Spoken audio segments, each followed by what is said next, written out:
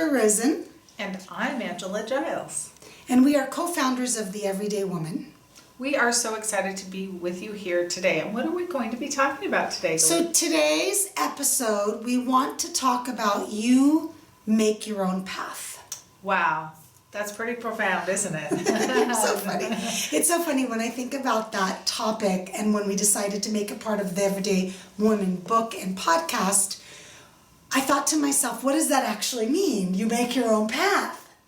What does it mean to you? Well, what does it mean to me? Well, the first thing that pops in my mind when I think about you make your own path is that, like, when I go throughout my day, every day, it's like the same thing over and over, right? Many times, yes. Many times. But I realize that every little choice leads me down one direction in life. Like, every little choice. And I'm responsible for myself. I make all these choices for myself. And that leads me down a path. And when I think about it like that, I'm like, oh my gosh, I could do anything. I could be anywhere. I could go any place. So that's what it means to me. What about you, Galene? So for me, it probably means a lot of what we've already talked about with Everyday Woman and why we started this, where there are some paths that are almost laid out for us when we're younger. That's true. And as we get wiser, not older ever, I love saying that, I hope we would get more comfortable with making our own path and recognizing, I'll just give you an example. A lot of kids, when they go to college, they are pretty much told you go to college. Right. And then after college, you get a job and work for somebody. And then if you work hard enough, you might get a promotion. And then one day you'll retire. With a gold watch. Yes. You're so funny. All right, yeah. And for me, when I think about you make your own path, I think let go of the stigmas, let go of what's expected of you. What is it you want for your life? Got it. Well, that's true. That's very true. I think both of our answers are right, don't you? Yeah, I think so. Absolutely. I think mine's a little more esoteric, but, just because, well, whatever. Oh my God, she used the quotes. Quotes, right?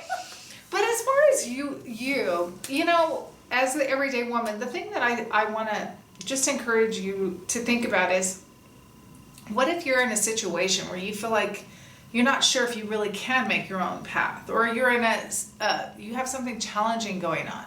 So what can we give as words of wisdom to women that feel like, wow, I'm just stuck in a certain situation. I can't break free of this. I don't have a choice, or I can't make my own path in life. Or my parents did it this way, and my ancestors, or this culture thing. Do you want to know how I'm going to respond? Yeah, I do. I never respond the way I'm supposed to. I I'm know. so past the PC. When we were little, we used to always say, because Ange and I are around the same age. When we were I think I'm like younger. Yeah, lots right. younger. When we were younger, we used to always say in our generation, what do you mean I have to? The only thing I have to do is die and pay taxes. Do you remember that? Yes, I do. Right? And I think when I really focus on the topic of you make your own path, I would love anybody that's listening or watching to think that at the end of the day, if you do not know what you want, you can't possibly take the steps to get it. And to get it is really making your own path that's about you. So it's not that I'm saying go against the grain and go against what everybody's telling you, but if the grain is not working for you and you don't feel good about it, what is it you could do differently to get a step closer to where you want to go? Well, and it's interesting. I like that. Is what is it that you could do differently? And I want to share a thought that just came through my mind, Galit. It doesn't have to be something huge. Nope. So that's the thing. I always say it's just like, I don't know that exact same, but that same where it's just that 2-degree turn that will swing the gate, like a huge way. And sometimes in your life, in your everyday life, like the everyday woman's life, it might just be making just a little change in, like, just make a different choice. Like, instead of going to Starbucks today, maybe I'm going to try this little mom and pop coffee place down the road and go sit there for a few minutes, and maybe you'll meet the man of your dreams. I don't know. Maybe he walks in that day. I mean, I'm no, those are really good examples. Those are really good examples because we as people are creatures of habit. Right. I'm a creature of habit when it comes to certain things. Most people won't think I am, but I am when it comes to places to eat. Because I love my favorite restaurants and I love eating at the same places. But I also get excited when someone says, hey, Galit, do you want to try a new place? So I completely agree that making your own path could be associated with just making one little tiny change in your day or in the choices that you're making. Absolutely. And what's interesting too, and especially if you're the kind of person where perhaps you have a long line of family traditions that or culture that maybe you want to, get away from, for example, and maybe you want to teach your children something a little different.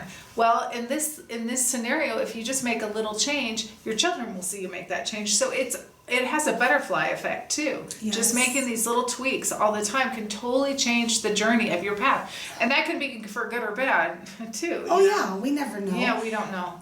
I'm so visual, and I see, I don't see the future, but I see in my head the vision of the things that I want to create or I want to accomplish. Angela and I saw this Everyday Woman movement before it was even a name. We didn't even know what it was going to be called. We just knew this is exactly what we wanted to do. We wanted to create a place where if a woman is in her life and she doesn't feel like in this moment she can make choices, let's teach her, like Angela said, how she can make one different choice. I'll give you an example. Angela loves to say this all the time. Some people's number one excuse is I don't have time. Right. And one of the things we talked about in a previous episode is you don't realize how much time you have because you don't sit down and think about how much time you spend on things that are probably not going to get you any closer to making your own path. Amen. Right? So one of the things a lot of my clients will say is, I want to start my own business. And it's not everyone's path, and that's okay. But they want to start their own business. Galit, how do I do it? I work a full-time job, 40 to 50 hours a week. So I say to them, Ange does this too. Do you have 5 minutes a day? Well, yeah, of course I have 5 minutes a day. Do you have 10? Well, yeah. What about the weekend? Do you have an hour? Yeah. I collected just from 3 or 4 questions about 4 extra hours a week that they can spend working on a task that is associated with the goal that they want to accomplish and that can make their own path. Absolutely. And you also have to keep in mind too that sometimes it's about outsourcing certain tasks. Of course. So you can make time in your day to make your own path, right? So, for example, if you spend a lot of time cleaning your house, it might be worth it for you to pay someone whatever it costs in where you live. Or your kids. Chore money, right? Right, whatever. To get that task off your plate so you can focus on starting a business, or if you want to do something philanthropic, whatever that might look like for your life. Or go to school. Yes, I went back to school when I was 38, which was insane. But she's always doing the same cool stuff. So But that was nuts. It was the hardest thing I'd ever done.